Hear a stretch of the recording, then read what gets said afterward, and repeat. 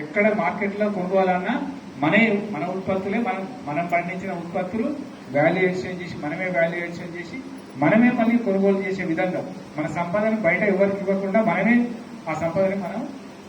పెంచుకునే విధంగా మనం తయారు చేయాలి. అందుకు తయారు చేయాలంటే మనకు మంచిగా పని కేటాయించి చదువుకున్న వాళ్ళుండి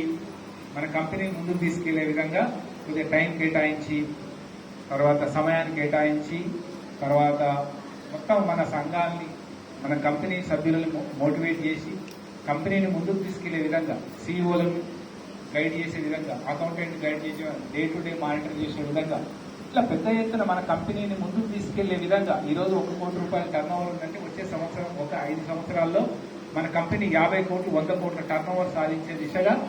మన కంపెనీని తీసుకొని వస్తే మళ్ళీ మీరు నెక్స్ట్ జనరల్ బాడీ మీటింగ్ వర్కల్లా చెప్తారు. ప్రస్తుతం ఉన్న జనరల్ బాడీలో ఉన్న